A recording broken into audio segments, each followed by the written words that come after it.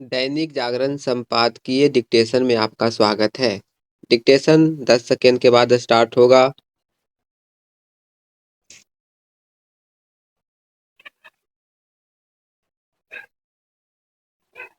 Start.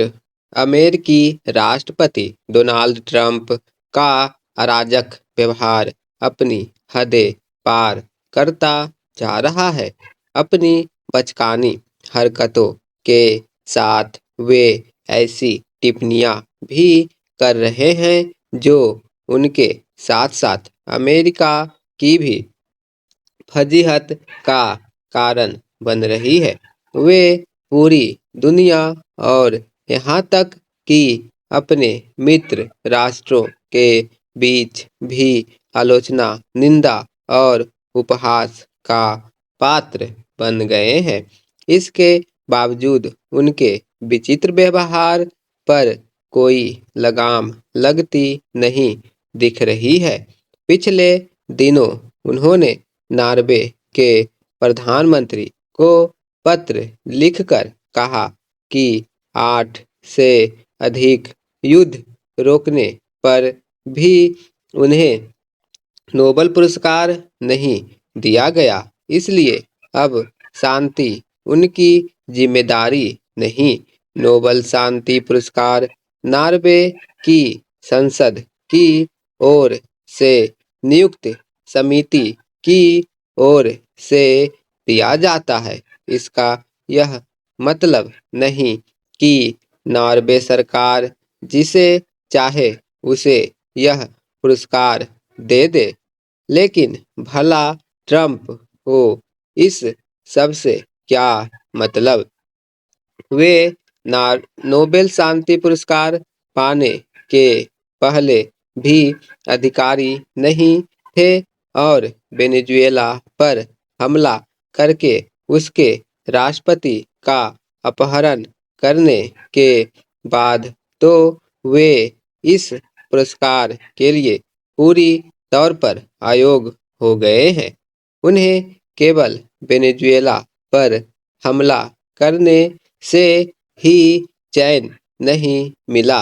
सैन्य दृष्टि से इस कमजोर देश पर हमला कर वहां कठपुतली सरकार कायम करने के बाद वे शर्म, संकोच और अंतर्राष्ट्रीय नियम कानूनों को धत्ता बताकर डेनमार्क के स्वायत्तशासी क्षेत्र ग्रीनलैंड पर कब्जा करने के लिए उतावले हो उठे हैं।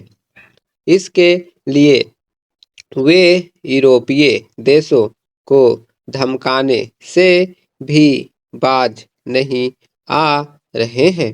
वे उन पर टैरिफ लगाने और ग्रीनलैंड को हासिल न करने तक उसे बढ़ाते जाने की धमकी दे रहे हैं।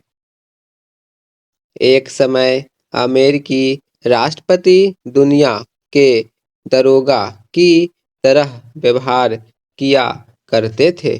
ट्रंप उनसे आगे निकलकर बिगड़ैल और अहंकारी दरोगा की तरह व्यवहार कर रहे हैं। गत दिवस उन्होंने अपने कक्ष की एक फोटो जारी की जिसकी दीवार पर लगे मानचित्र में वेनेजुएला और ग्रीनलैंड के साथ कनाडा को भी अमेरिकी क्षेत्र में दिखाया गया। इसे छिछलेपन की पराकाष्ठा ही कहा जाएगा। पिछले दिनों उन्होंने फिलिस्तीनी क्षेत्र गाजा के लिए एक योजना पेश की।